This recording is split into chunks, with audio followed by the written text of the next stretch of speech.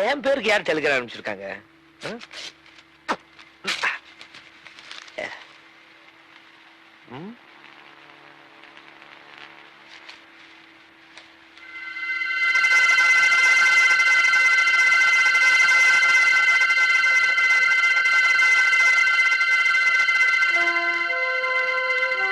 Serious start immediately.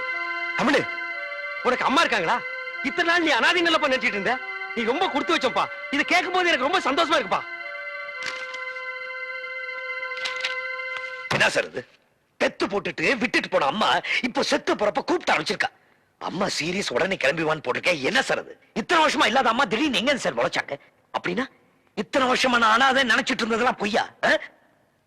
ஆத்திரப்படாத Tamil. எப்படி நான் ஆத்திரப்படாம இருக்கிறது? குறிப்பா ஏன் பேருக்கு அதுவும் இந்த ஆசிரம விலாசத்துக்கு தண்ணி வந்திருக்குன்னா என்ன அனாதை நம்ப வச்சு துடிக்க வச்சு வேதனைப்படுத்துறதுல என்ன பெத்தவளுக்கு மட்டும் இல்ல இவங்களுக்கு பங்கு இருக்கு. அதுக்கு இவங்க பதில் சொல்லி ஆகும்.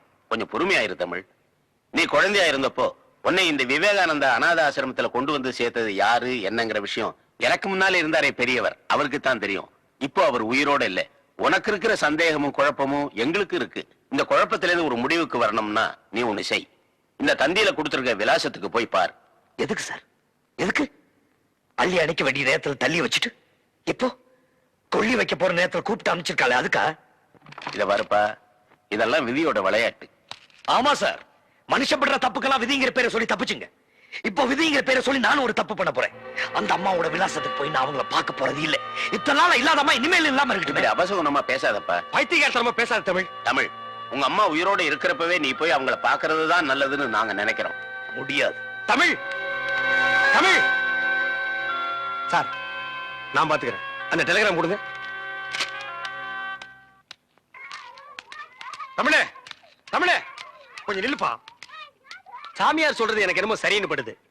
ஆமா, மத்த விஷயத்தில் நீ காட்டுற பிடிவாதத்தை இந்த விஷயத்துல கொஞ்சம் விட்டுரு. உன் பிறப்பை பத்தி நீ தெரிஞ்சுக்க போற இந்த நேரத்தை வீணாக்க வேண்டாம். பாப்போலாம். நான் சொல்றபடி செய்ப்பா. மிஸ்டர் தமிழ்ச்செல்வன், நான் தாங்க. நான் தான் உங்களுக்கு தந்தி கொடுத்தது. Please come in. அண்ணே வாங்க.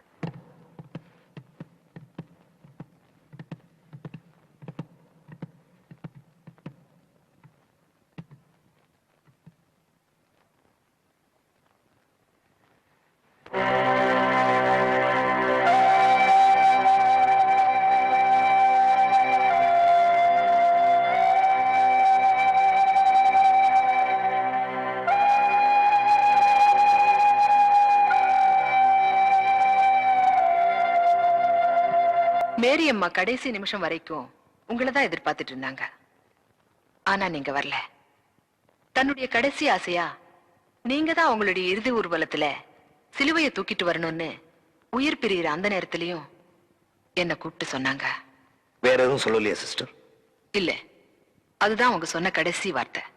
உயிர் பிரியிற அந்த நேரத்தில் கூட மேரியம்மா என்ன பத்தி தான் நினைச்சிருக்காங்க. அப்படின்னா அவங்களுக்கு எனக்கு என்ன உறவு?